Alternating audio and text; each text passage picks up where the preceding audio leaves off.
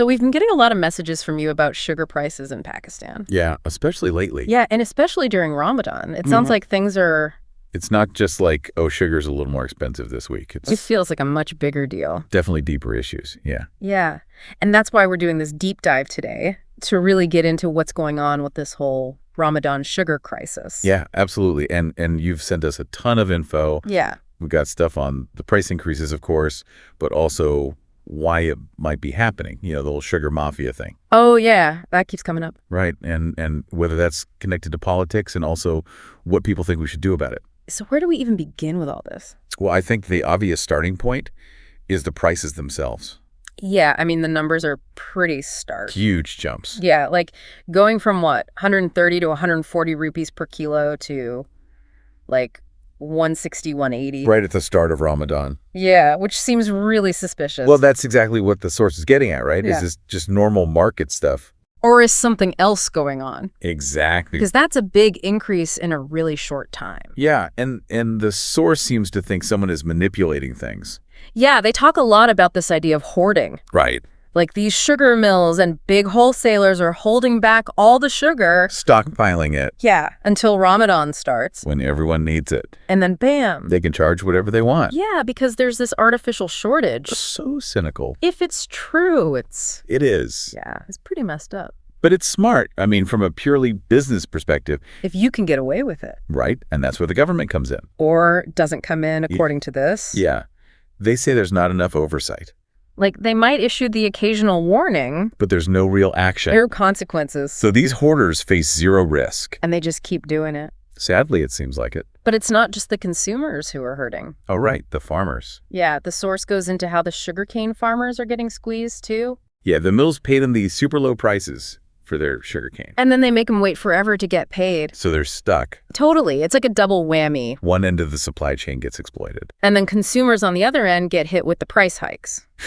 So who's winning here? Right. Where's all the profit going? Yeah, it seems pretty unfair. And then there's this whole other layer with the exports and imports. Oh, yeah. How's that play into it? Well, the source mentions times when Pakistan exported a bunch of sugar. Which makes sense. You want to sell your product internationally. Sure, but the problem is it apparently reduced the local supply. Leading to... You guessed it, higher prices. So even if it's good for the sugar industry overall... It might not be good for the people who actually live here. It's like they're not thinking about the local impact. Yeah, it feels very short-sighted. And this is where we get to the really juicy stuff. The sugar mafia. Yeah, the source doesn't hold back here. No, they basically say that the whole industry is controlled by a few powerful families. With deep political connections. Yeah, they even name names like the Sharif family. With their mills. Like 𝗥𝗺𝗶𝗀𝗄𝗏 Chaudhry sugar mills. Right, and then you've got Asif Ali Zardari. Connected to mills in 𝗥𝗺𝗃. 𝗥𝗺𝗱𝗏𝗺. It's like a who's who of Pakistani politics. And they claim lots of other politicians are involved too. Yeah, it makes you think this isn't just a coincidence. Like there's something deeper going on. Definitely. And then they bring up this 2020 sugar inquiry report. Which is pretty damning. Yeah, it suggests people like Jahangir Tareen and Muniz Elahi made a lot of money from sugar exports. and subsidies. And that those things led to the price hikes for everyone else. So it's like they're benefiting while regular people suffer. Because that's what the report seems to be saying. It's pretty messed up. Definitely raises questions about transparency and accountability. Like, how can this happen? Yeah. Are there no safeguards? And it gets even worse. How so? Because the source says this isn't just a one-time thing. Like it's happened under multiple governments. Exactly. They mentioned the PMLN government back in 2017-18. With the Sharif family's mills supposedly benefiting from exports. And then similar stuff during the PPP government in 2011-12. Always favoring certain groups. Right. And it's important to remember these are allegations. Of course, we're not saying anyone's guilty. But it's a pattern that's hard to ignore. Definitely makes you think. So if this is all true, who's really paying the price? For all this manipulation. The source is pretty clear. It's the everyday people. Especially during Ramadan. Yeah, when everyone needs more sugar. For all the traditional foods and drinks. And it's not just individuals. Families are really feeling it. Tight budgets. Especially for those who are already struggling. Yeah, it's a huge burden. And it's not just households.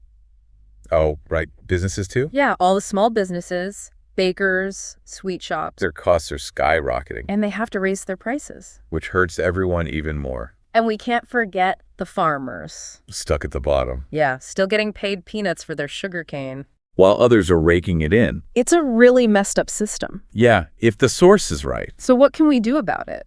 Well, the source has a few ideas. Blame on us. First, they say we need a crackdown on hoarders. Like go after the sugar mafia. Exactly. Enforce the laws. Make it too risky for them to keep hoarding. That's the idea. Seems pretty straightforward. Maybe not so easy in practice, but definitely a necessary first step. Okay, what else? This is the big one. They say we need to get rid of political influence in the sugar industry. Whoa, that's a tall order. It is, but they argue it's the only way to fix things long term. Because as long as politicians are profiting... Nothing will really change. Yeah, that makes sense. And then they propose price controls. Like the government setting a limit on how much sugar can cost. Right, to protect consumers. That could work.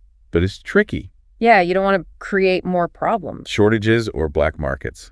Right, so it needs to be done carefully. Definitely. Anything else? Yeah, they say we need to make sure farmers are getting paid fairly. Like a decent price for their sugarcane. And on time. Yeah, that's basic fairness. It is, and awfully they say we should ban sugar exports. At least until local demand is met. Especially during Ramadan. So we're not making shortages for ourselves. Exactly. So is that it? Well, that's what the source suggests. But they also have a pretty strong opinion about what's really going on. Oh, yeah. They don't mince words. They basically say this whole sugar crisis is a scandal. A well-planned one. Orchestrated by... the sugar mafia and their political cronies. And they say the government needs to take serious action. To stop it from happening again. So to sum up, for everyone listening, What did we learn? we've seen these crazy price hikes during Ramadan. Right, when people need sugar the most. And it seems like it's not just a normal market fluctuation. No, there's evidence of hoarding, And political manipulation. with a few powerful players controlling the whole game. And the people who are suffering are the everyday Pakistanis, The consumers and the farmers. while the elites get richer. It's a pretty bleak picture. Yeah, but it's important to understand what's really happening. So we can push for change. Exactly. And that brings us to our final thought for today. What should we be thinking about? How does this kind of control over essential goods affect us all? When it's in the hands of the politically connected. Does it make it impossible to have fair markets? And equal access for everyone. And what does it say about governance and accountability When this keeps happening year after year. under different governments? That's a big question. One that we all need to consider. Thanks for joining us on this deep dive. We'll see you next time. Take care. Bye.